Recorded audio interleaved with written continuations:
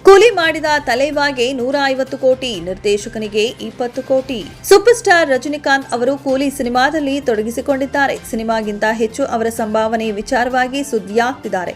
ಈ ಚಿತ್ರಕ್ಕೆ ತಲೈವಾ 150 ಕೋಟಿ ರೂಪಾಯಿ ಹಾಗೂ ನಿರ್ದೇಶಕ ಲೋಕೇಶ್ 50 ಕೋಟಿ ರೂಪಾಯಿ ಸಂಭಾವನೆ ಪಡೆದಿದ್ದಾರೆ ಎನ್ನಲಾದ ಸುದ್ದಿಯೊಂದು ಈಗ ಚರ್ಚೆಗೆ ಗ್ರಾಸವಾಗಿದೆ. ತಲೈವಾಗೆ ವಯಸ್ಸು 74 ವರ್ಷವಾದರೂ ಅವರಿಗಿರುವ ಚಾಮ್ ಮತ್ತು ಸಿನಿಮಾ ಮೇಲಿನ ಕ್ರೇಜ್ ಫ್ಯಾನ್ಸ್ಗೆ ಕಮ್ಮಿಯಾಗಿಲ್ಲ. ಹೀಗಾಗಿಯೇ ಕೂಲಿ ಸಿನಿಮಾದಲ್ಲಿ ನಟಿಸಲು 150 ಕೋಟಿ ರೂಪಾಯಿ ಸಂಭಾವನೆ ಪಡೆದಿದ್ದಾರೆ ಎಂಬ ಸುದ್ದಿ ಹಬ್ಬಿದೆ. ಅದಷ್ಟೇ ಅಲ್ಲ, ಈ ಚಿತ್ರದ ನಿರ್ದೇಶಕ ಲೋಕೇಶ್ ಕನಕರಾಜ್ ಕೂಡ 50 ಕೋಟಿ ರೂಪಾಯಿ ಸಂಭಾವನೆ ಪಡೆದಿದ್ದಾರಂತೆ.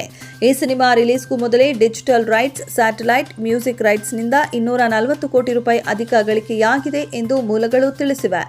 ಈ ಸಿನಿಮಾದಲ್ಲಿ ತಲೈವಾ ಜೊತೆ ನಾಗಾರ್ಜುನ, ಅಕ್ಕಿನೇನಿ, ರಿಯಲ್ ಸ್ಟಾರ್ ಉಪೇಂದ್ರ, ಶ್ರುತಿ ಹಾಸನ್, ರೇಬಾ, ಪೂಜಾ ಹೆಗ್ಡೆ, ಆಮೀರ್ ಖಾನ್ ಸೇರಿದಂತೆ ಅನೇಕರು ನಟಿಸಿದ್ದಾರೆ. ಈ ಚಿತ್ರವನ್ನ ಸನ್ ಪಿಕ್ಚರ್ಸ್ ನಿರ್ಮಾಣ ಮಾಡಿದೆ.